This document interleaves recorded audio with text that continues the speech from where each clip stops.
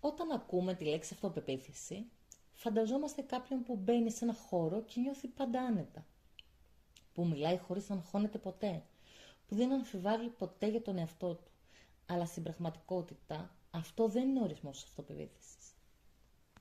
Η αυτοπεποίθηση δεν σημαίνει ότι δεν φοβάσαι. Σημαίνει ότι εμπιστεύεσαι πως μπορείς να τα καταφέρεις ακόμη και όταν φοβάσαι.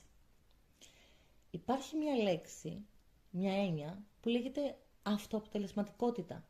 Δηλαδή η πεποίθηση ότι μπορώ να ανταποκριθώ σε μια κατάσταση. Δεν σημαίνει ότι θα είναι εύκολο, ότι δεν θα αγχωθώ, ότι δεν θα κάνω λάθος. Σημαίνει ότι ακόμη και αν δυσκολευτώ, μπορώ να το διαχειριστώ.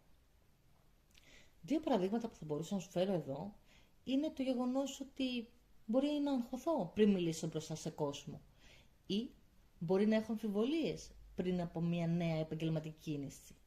Αλλά αν μέσα μου πιστεύω ότι μπορώ να το αντέξω και να προχωρήσω να το κάνω, παρά το φόβο μου, αυτό είναι αυτοπεποίθηση.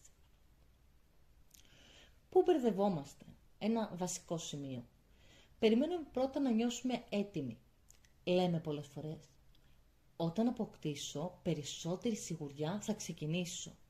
Όταν δεν φοβάμαι πια, τότε θα το κάνω. Κι όμως, αυτό δεν γίνεται.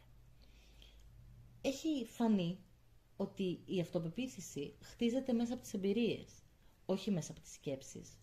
Κάθε δράση δηλαδή, κάθε βήμα που κάνεις, κάθε φορά που κάτι καταφέρνεις, αυτό αυξάνει την αυτοπεποίθησή σου.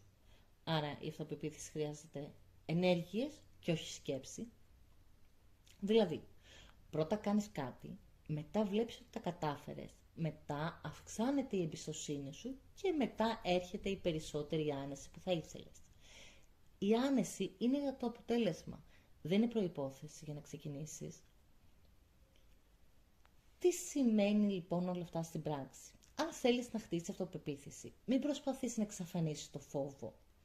Προσπάθησε να κάνεις μικρές πράξεις παρά τον φόβο. Ένα παράδειγμα δύο που θα μπορούσα να σου φέρω εδώ είναι πες τη γνώμη σου σε μια συζήτηση. Πόσες φορές έχεις νιώσει να θες να πεις κάτι σε μια παρέα, αλλά να ντρέπεσαι, να σκέφτεσαι από μέσα σου ότι αυτό δεν είναι τόσο έξυπνο ή δεν είναι τόσο αστείο και να κάνεις πίσω. Την επόμενη φορά λοιπόν μην κάνεις πίσω. Πες το. Δεν πειράζει. Δεν θα συμβεί τίποτα το τόσο κακό όσο νομίζεις.